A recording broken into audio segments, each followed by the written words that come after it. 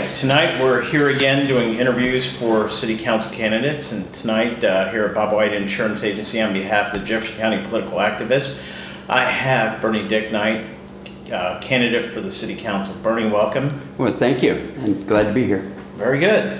If you'd like, let's start out. Tell us a little bit about yourself and why you're running for city council. Okay, well, I'd like to thank you and your committee for having me in the first place. And it gives me an opportunity to give my views, and as you say, who is Bernie Dickneite? After graduating from high school, I served a 4-year tour with the United States Marine Corps, 2 tours winding up in Okinawa, and so I got a good tour of the Pacific.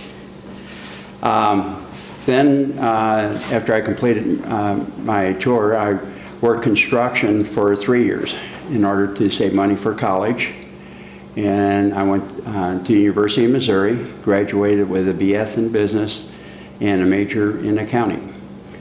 But while I was there in my senior year, I was hired as an instructor, an accounting instructor, and I think I had learned more about accounting doing that than I did in class. It puts more pressure on you to learn more.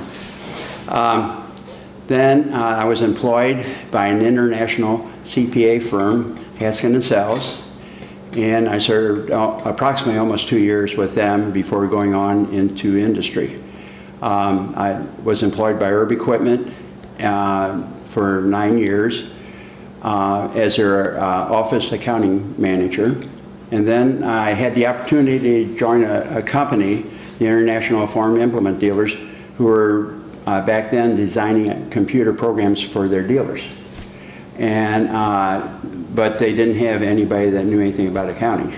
So I was hired on for a period of 18 months. The project was finished and Bernie was gone. Okay, so, but I learned a lot about computers then, and I really enjoyed that. Then I decided to combine a hobby and a business.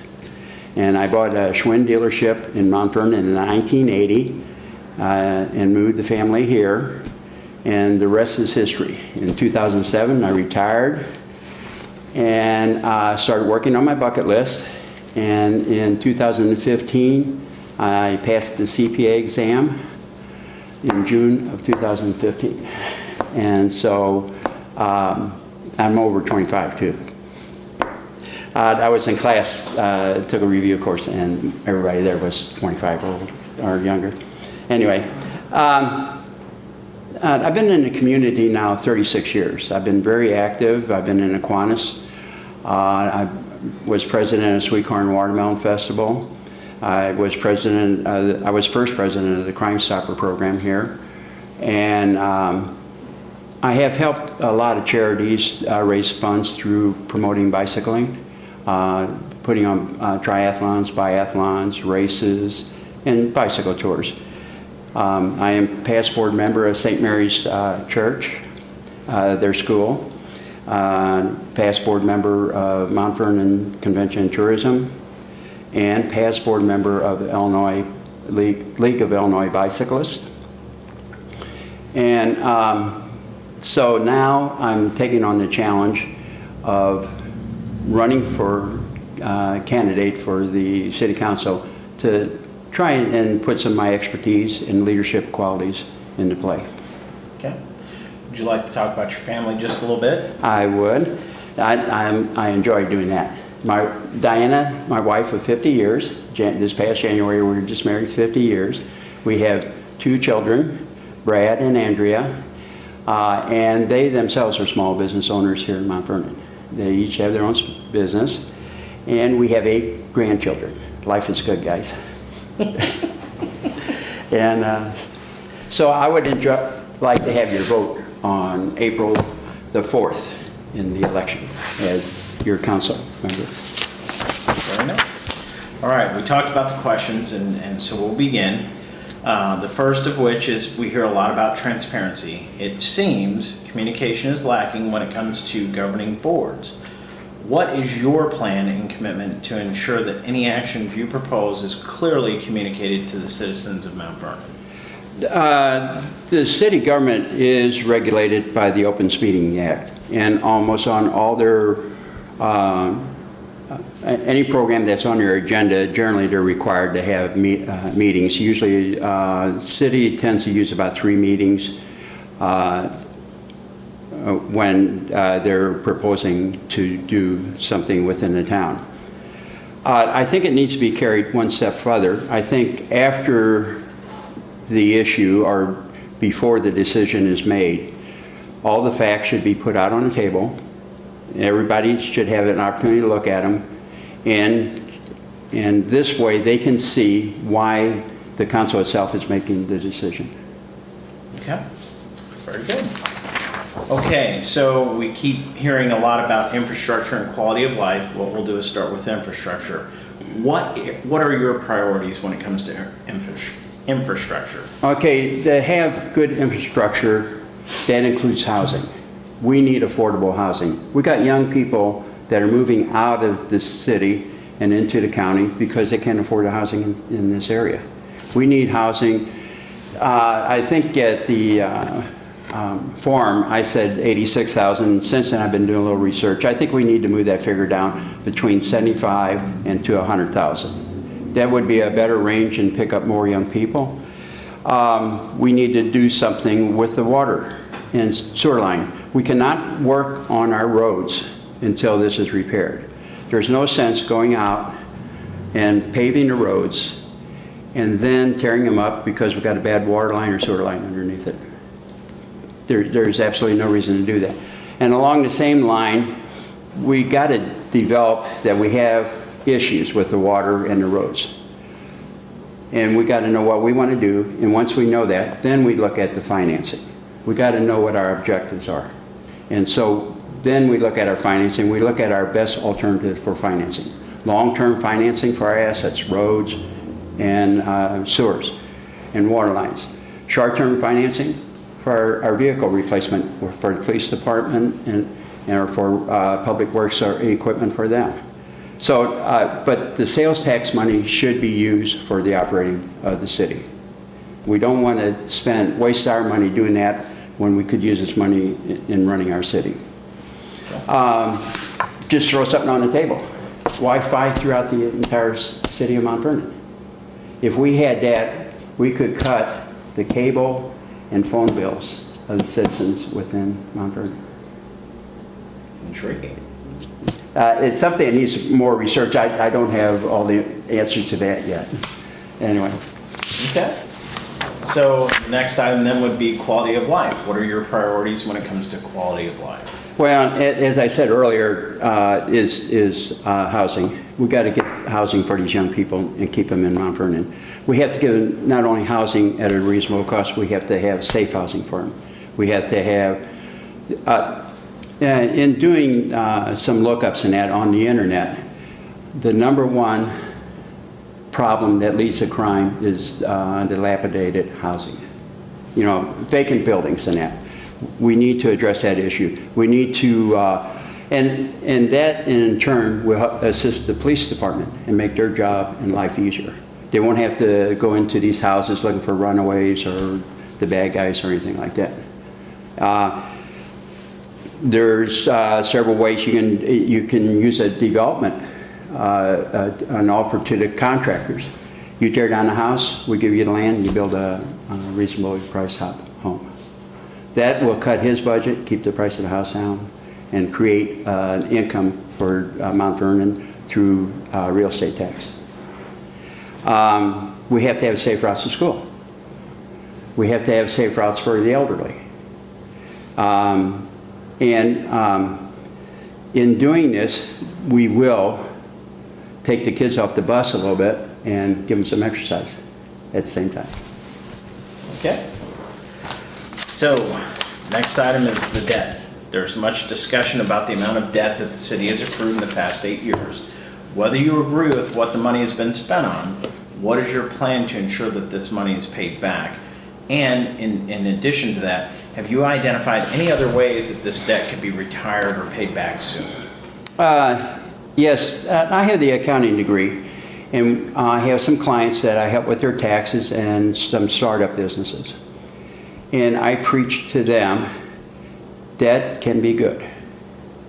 provided that you can pay it back. If you can service your debt, that's good debt, because you not only get the write-off, but you're working off somebody else's money. You're not spending your own money on a project, and sometimes long-term projects that you don't want to spend your money on. You want to use it for your short-term projects and that. I have thought about a way that if you wanted to pay off the debt, that probably will be very controversial, but we can take a look at our water system again. Okay, and see if American Water is interested. From the figure that I show is that probably net would be about $34,000 to the city.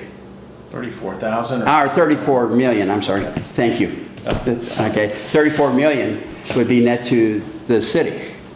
You can pay off your debt.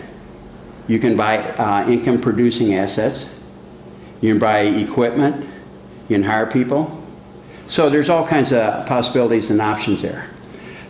The problem is something I can justify, but how I can justify that is 20% of the water bill that's billed to us from Rend Lake, and that figure is $400,000, goes unbilled. It's lost in the ground either through pipes, leaky pipes, or water meters, old ancient water meters, and they're dripping and leaking and that. So therefore it's not going through the system, it's not being built out. Okay, so to me this is becoming a bad asset. And I have checked on this figure, and I am dismayed a little bit in that the national average is 15%. This goes unbilled. I approached the water department and I said, can we get this down to 3? And they said, no way. They said possibly 5.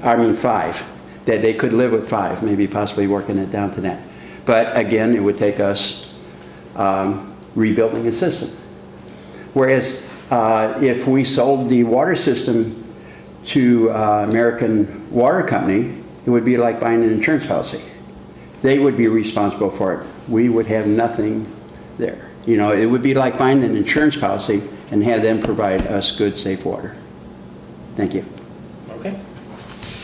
All right. Another hot topic. The Armory has become a hot topic as the state of Illinois has offered to put $1.5 million into this facility if the city puts an additional $500,000 into it. What is your stance on this facility? I will trade you $500,000 each year if you will give me $1.5 million. It's a good deal. It's a good deal in that we are bringing money from Springfield into Mount Vernon. It is our tax dollars that are sitting in Springfield being spent elsewhere. I feel like we could be better stewards over these tax dollars and spend them within the city. For example, the Armory here, make it a pliable working project. Make it an income-producing project and bringing funds into Mount Vernon. Plus that area, since the high school has moved out and the Moose has moved out and several other things, is kind of in need of a little TCL. And the library is doing its bit. It's expanding down there, and which we are glad to see. And we applaud your efforts. But this area needs a shot in the arm. And I really feel this is more of a shot in the toe, this $1.5 million, okay? If it was $5 or $10 million going into that area, that would be a shot in the arm. All right, we hear a lot about growth, both in jobs and population. You've addressed a little bit of that. What is your plan for each and your priority in addressing these? Well, and that's true. As I have said earlier, the affordable and safe housing for that way, then you can attract the labor force for the jobs. Right now, we have several companies buying for our labor force. But one thing that's disturbing is Continental employees have 110 zip codes.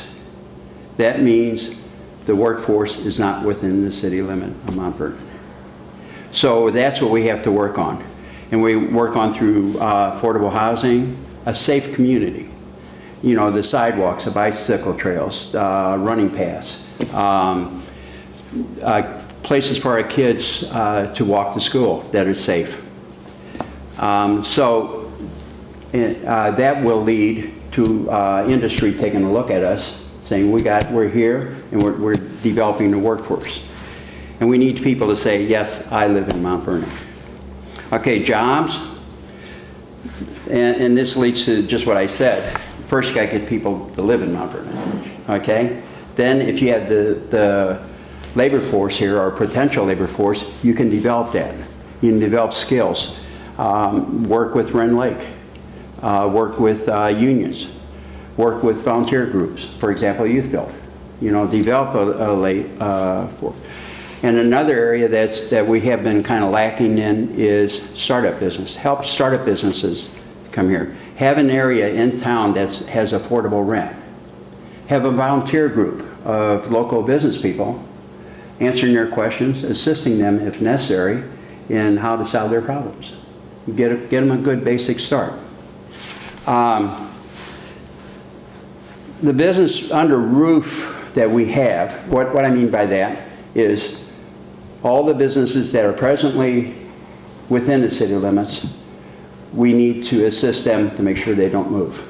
We need to make sure that they are happy with the environment, business environment within Mount Vernon. Okay. All right. The city makes financial commitments to various entities. What are your commitments to the Jefferson County Development Corporation, Downtown Development, and Convention and Tourism? Do you prefer a public-private structure or strictly governmental structure? In order for the city of Mount Vernon to qualify for certain grants, and they must have a tourism director. That's required. These grants are a dollar for dollar type of grant. This is grant money coming into our community that must be spent outside of our community. It cannot be spent within our community. Basically advertising, that's what it basically boils down to. So if we get a dollar for every dollar we spend, we just doubled our budget on advertising. Our advertising Mount Vernon. We're showing off Mount Vernon. And also tourism is a big factor in Mount Vernon. They contribute or generate $750,000 that goes straight to the general fund. It doesn't go through any other organization in Mount Vernon. It goes straight to the general fund. That's sales tax. $750,000. That's not quite chump change, but it's getting close. Anyway, but some cities have put in place a corporate executive officer. He's in charge of tourism, chamber, economic development, and downtown developments. Each one of these units will have a director, and they all report to the CEO. Now, the CEO then would report to City Council. This I might be able to live with. This might have some merit, you know, but to say put it strictly outside, that would take a lot of more thought and studying to see if the facts support doing something like that. Okay. A lot about unfunded pension liabilities, especially in the state of Illinois. With that in mind, we know that our own fire and police pensions are currently underfunded. What is your plan to address this issue if duly elected? Okay. The pension laws that govern the city and counties are different from the laws that govern the state. There's two sets of variations there. The cities are required by law to put 90% funded, or to have a 90% funded pension by the year 2040. That is in law. That's in stone. Currently, if you look at the budget, that is a misleading figure, because that is not what determines if the fund is fully funded. The city currently gets a bill, and it's from an actuarius, if I said, anyway. Right. You're right, yes. bean counters. The bean counters. And it's a formula that probably would cut over the sheet of paper when they compute what the city portion of that budget is. The city has never missed a payment on that. The city, in fact, in a couple of good years, they made more than the necessary requirement in the payments. So I have no problem with this. We are current, and I don't see this as being an issue. Okay. We've been hearing a lot about the closure of 7th Street for the rail transfer operation. Where do you stand on this and why? Okay, I have had some experience with dealing with railroads and railroad contracts. I was on the committee that was designing bicycle trails from Murfreesboro all the way across to Tunnel Hill and then up to Wren Lake and then into Mount Vernon. I got quite an education in dealing with railroads. In fact, at the time, he's since passed, there was an attorney in Benton who specialized in railroad contracts. Because what we found is that no two contracts are alike. They purchased land any way they could get it. And if it was, condemnation, whatever, they got the land, okay? So that created problems when you're trying to acquire this land and build on it, okay? And I see if we sign a contract with a railroad, there's some clauses in there that an average attorney is probably not aware of, okay? I have conferred with Milano Enterprises. They have no issues with leaving it closed or open. There's no problem there with them. But the rub comes in. When the railroad put the track and redid the track, they raised the grade there. So instead of costing $50,000, we're probably going to be looking more like $100,000 to $125,000 to bring the road up to grade of that railroad track. Okay. Also, too, the railroad will not. The road will no longer be grandfathered in the crossing. So you will have to put arms in there, and you had to put the crossing gates up. 200, 250. 250 or $1,000. Plus, I understand, I have not seen the contract, but I am told, and I'm sure it's in there, there's a breach of contract. And from what I'm told, that figure is $86,000. And so we are, what, 386 of $460,000? And then we haven't got the bill from the attorney yet, whatever that's going to be. So I think this would take some more thought and some more discussion before we have to have all the facts. We don't have really all the facts yet. Please tell us what you see as the strengths and opportunities that the city currently has and what you will do to build on these. Our biggest asset in Mount Vernon is the interstate, 5764. You got people traveling up and down there. But we got to do more than have those people just stop and use us as a potty or an eating stop. It's that simple. That's what's happening now. We got to build on that. We got to make the city a place of destination. The second biggest asset we got is A to Z. We're getting them from all over people. I don't know if you're aware, I'm on the city park board, and our reports are phenomenal that are coming out of the success of this pool.